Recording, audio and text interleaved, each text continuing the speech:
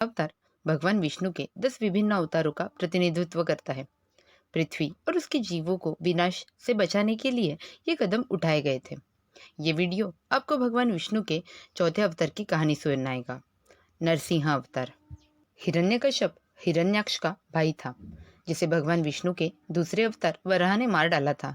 जब उसने देखा कि हिरण्याक्ष को भगवान विष्णु ने मार डाला है, तो उसने प्रतिशोध की शपथ ली। उन्होंने भगवान ब्रह्मा की तपस्या की और उनकी कठोर तपस्या के कारण देवता भयभीत हो गए और उन्होंने ब्रह्मा से राजा को शांत करने के लिए कहा। ब्रह्मा उनकी तपस्या से प्रभावित हुए और उन्हें वरदान दिया। हिरण्यकश्यप ने भगवान को अमर बनाने के लिए मजबूर किया। हालांकि ब्रह्मा ऐसा नहीं कर सकते थे, इसलिए इसके बजाय राक्षस ने अपने विभिन्न आश्वासनों से निकाला। उसने वरदान मांगा कि वो या तो दिन में नहीं मरेगा, ना ही रात में, ना जमीन पर, ना ही समुद्र में, आकाश में, कहीं भी नहीं, अंदर या बाहर, ना ही इंसानों के हाथों, ना ही जानवरों के हाथों या किसी हथियार द्वारा। ब्रह्मा ने उनकी इच्छा पूरी कर दी। अब वो सोचा कि अभी वो अमर हो गया है। अपनी ज्वलंत आंखों से उसने अपने सभी सहयोगियों को बुलाया और विष्णु जी को मारने तथा उनका सिर धड़ से अलग करने की प्रतिज्ञा की। उसने अपने सहयोगियों को धरती पर जाकर ब्राह्मणों और विष्णु जी के भक्तों पर हमला करने का आदेश दिया। जहाँ भी गायों की रक्षा की गई, राक्षस ने घरों में आग लगा दी और पेड़ों को काट दिया। वैदिक संस्कृति ब्राह्मणों, गायों और वृक्षों के कल्याण को विशेष महत्व देती है। हिरण्यकश्यप जानता था कि यदि उन्होंने इन तीनों पर आक्रमण किया तो वे भगवान विष्णु की सभी प्रिय वस्तुओं को नष्ट कर देंगे। इसके बाद हिरण्यकश्यप ने ब्रह्मांड का सबसे शक्तिशाली व्यक्ति बनने की कोशिश की, लेकिन वह हमेशा भगवान विष्णु जी को मारने की तलाश में रहता था। वरदान प्राप्त करने के बाद उन्होंने स्वयं को सर्वोच्च ईश्वर मान लिया और किसी को भी देवताओं की पूजा करने से मना कर दिया। समय आने पर हिरण्यकश्यप को एक पुत्र हुआ, जिसका नाम प्रहलाद रखा गया। जब हिरण्यकश्यप की पत्नी कयाधु से प्रहलाद का जन्म हुआ, राक्षस हिमालय पर भगवान ब्रह्मा को प्रसन्न करने तथा उनसे वरदान प्राप्त करने के लिए घोर तपस्या कर रहा था। प्रहलाद बड़ा होकर एक महान भक्त बना और उसे भगवान विष्णु जी और देवताओं का आशीर्वाद तब भी प्राप्त था जब वो अपनी माँ के गर्भ में था। असुर पुत्र होने के बावजूद भी प्रहलाद अपने पिता से बिल्कुल अलग था और उसमें दैवीय गुण दिखे।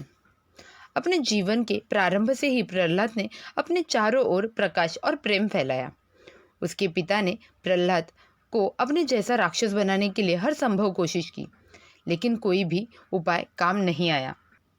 अपने परिवार के एक सदस्य द्वारा अपने प्राणघातक शत्रु की पूजा किए जाने को सहन न करने के कारण उन्होंने अपने ही पुत्र को मार डालने का निर्णय लिया, लेकिन यह आसान नहीं था।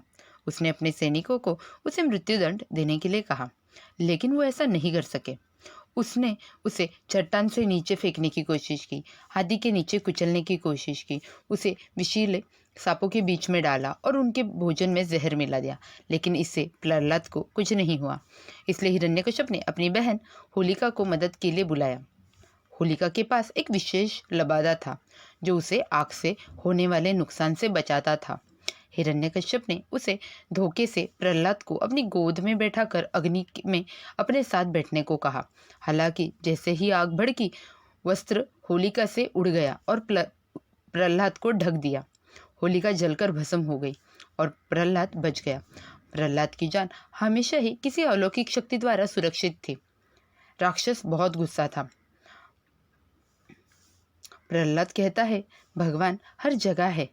उस पे हिरण्यकश्यप चिल्लाया कि तो वो इस खंभे में भी होगा, और महल के निकट स्थित एक स्तंभ पर उसने आक्रमण किया, फिर उससे एक भयंकर आघात पहुंचाया। उस क्षण खंभे से एक अचानक भयानक आवाज आई, मानो ब्रह्मांड ही टूटने वाला हो। जिसने भी ये आवाज सुनी वो सब डर गए।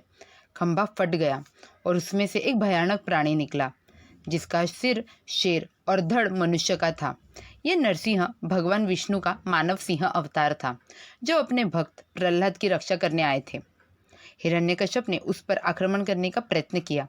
थोड़े संघर्ष के बाद नरसिंह ने राक्षस को उठा लिया और उसका वध कर दिया।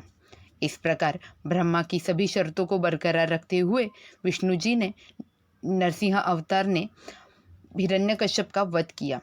उनकी मृत्यु के बाद हिरण्यकश्यप को भगवान विष्णु के प्रति घृणा से मुक्ति मिल गई।